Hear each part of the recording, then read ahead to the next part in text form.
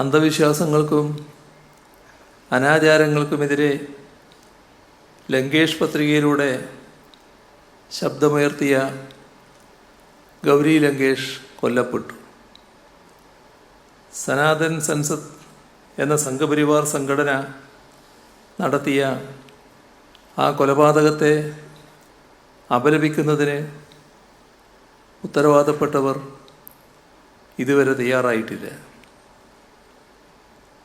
നമ്മുടെ രാജ്യത്ത് NDTVക്ക് സംഭവിച്ചതും എല്ലാവരുടെയും ശ്രദ്ധയിലുള്ള കാര്യമാണ്.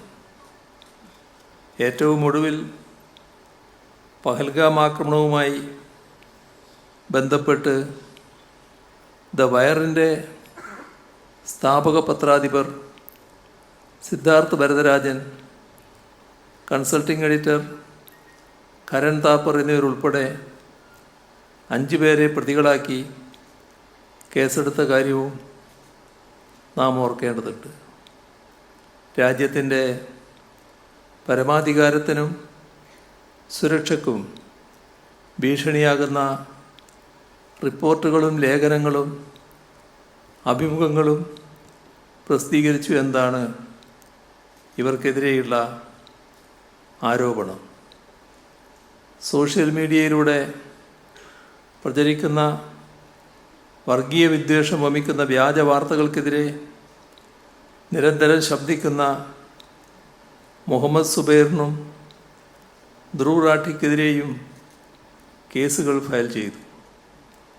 രാജ്യതാൽപര്യങ്ങൾ ഹനിക്കുന്ന രീതിയിൽ വിദേശ ഫണ്ടിംഗ് സ്വീകരിച്ചുവെന്ന് ആരോപിച്ച് ന്യൂസ് ക്ലിക്ക് എഡിറ്റർ പ്രബീർ പുരക്കായസ്ഥയെ അറസ്റ്റ് ചെയ്ത് ജയിലിലടച്ചു. എന്നാൽ ആരോപണം തെളിയിക്കുന്നതിനുള്ള ഒരു തെളിവ് പോലും അവർക്ക് കണ്ടെത്താനായില്ല. നിലവിലെ ഭരണ സംവിധാനത്തെ വിമർശിച്ചുകൊണ്ടുള്ള ഡോക്യുമെൻ്ററി എയർ ചെയ്തതിൻ്റെ പേരിൽ BBC ഓഫീസുകൾ വരെ കേന്ദ്ര അന്വേഷണ ഏജൻസികൾ റെയ്ഡ് ചെയ്യുന്ന നിലയുമുണ്ടായി.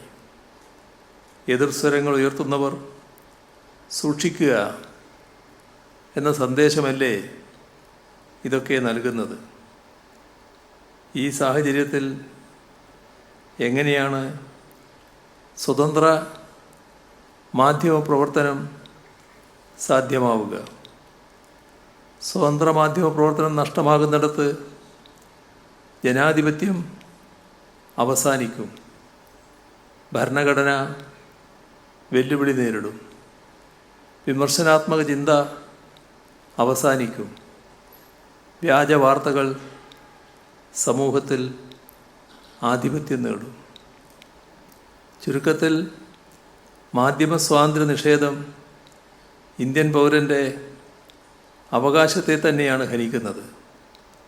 അതിനാൽ മാധ്യമ സ്വാതന്ത്ര്യം സംരക്ഷിക്കാനുള്ള പ്രവർത്തനത്തിന് നാം ഒറ്റക്കെട്ടായി അണിനിരക്കേണ്ടതുണ്ട്.